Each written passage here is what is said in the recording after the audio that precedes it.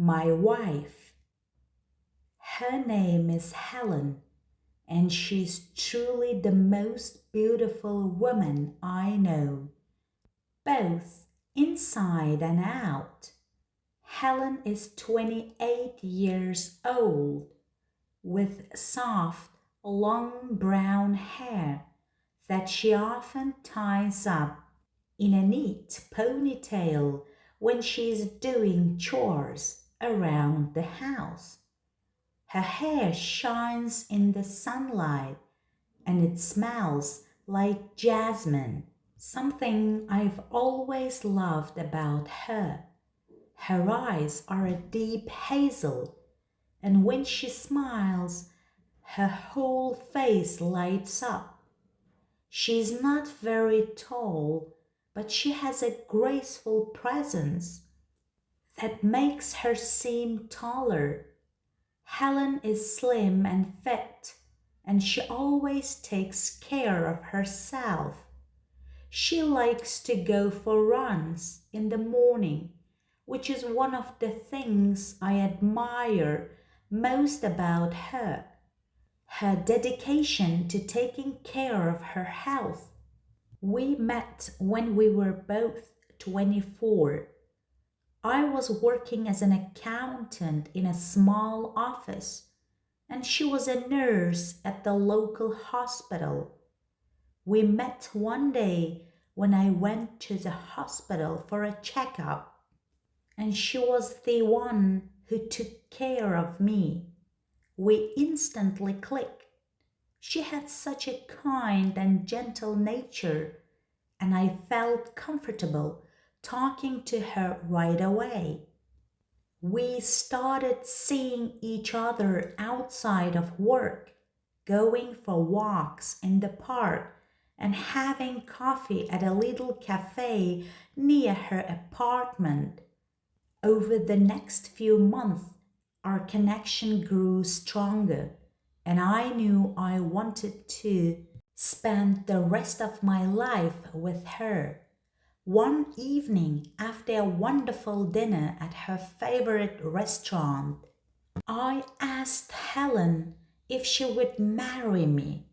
She said yes with tears in her eyes, and that was one of the happiest moments of my life. We got married a year later in a simple, beautiful ceremony with just our close friends and family.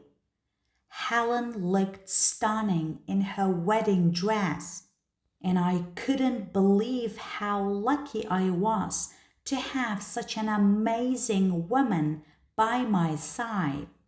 Helen has always been a very organized and neat person. She keeps everything in our home clean and in order.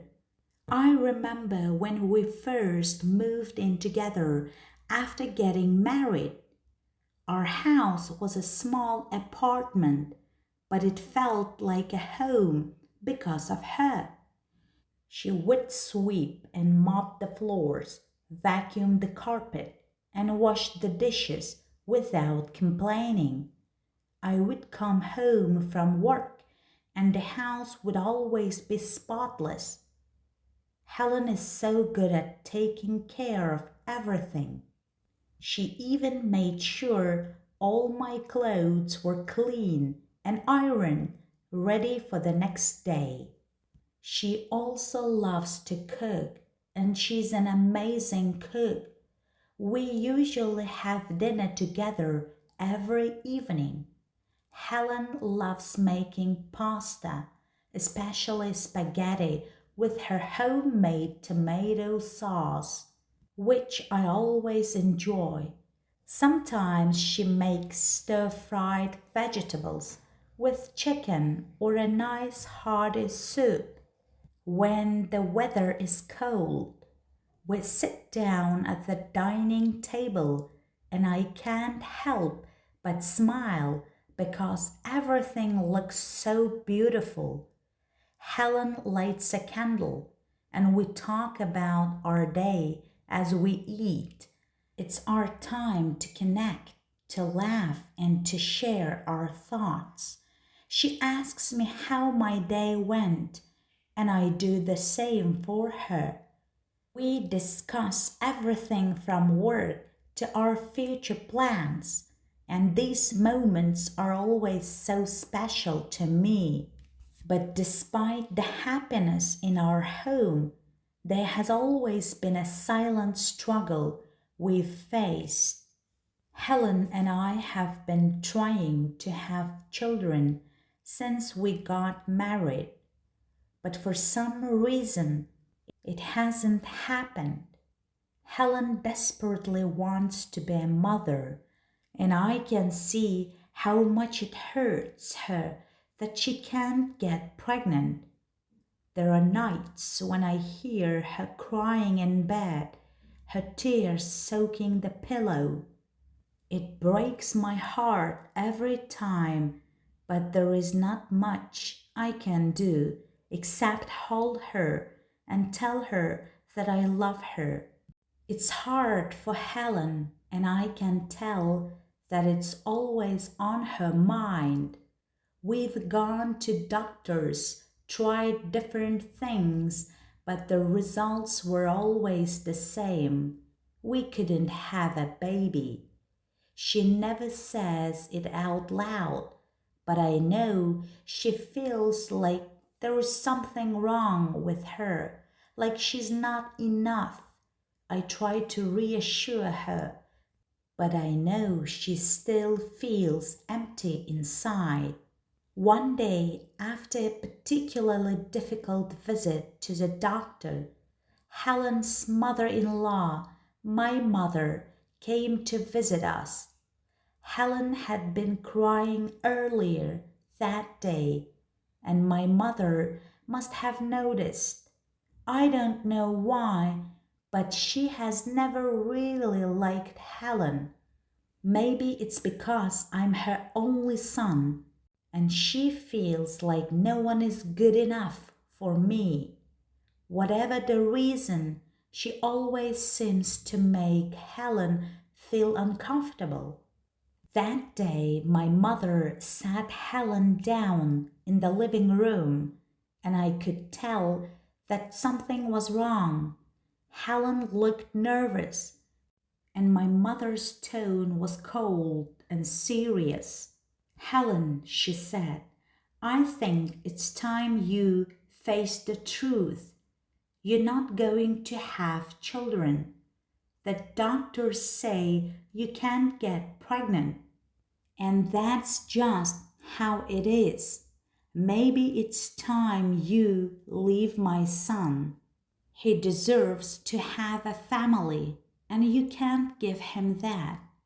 I was shocked, and I couldn't see the pain in Helen's eyes. My mother's words were harsh, and they cut Helen deeply. Helen stood up, her face pale and her voice trembling.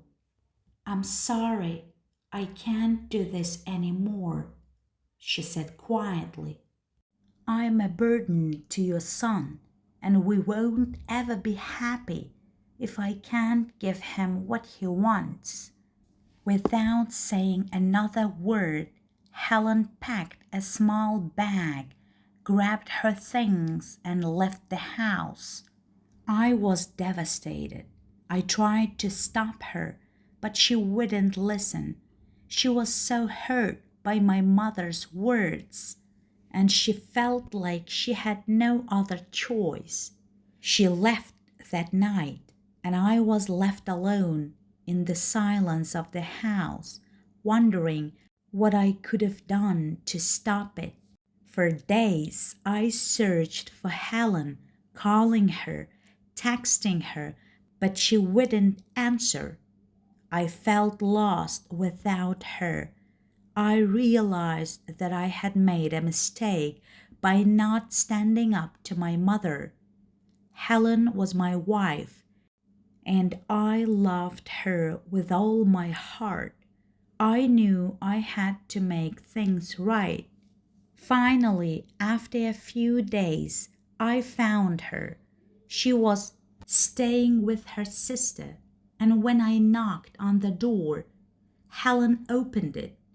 She looked tired and sad, but there was a glimmer of hope in her eyes when she saw me. "I'm sorry, Helen," I said, my voice shaking. "I should have never let my mother say those things. You're not a burden to me. I love you, and I want to be with you. Please come home." She didn't say anything at first, but then she stepped forward, wrapped her arms around me, and whispered, "I love you too." Helen came back home, and we talked about everything. We promised to never let anyone or anything come between us again.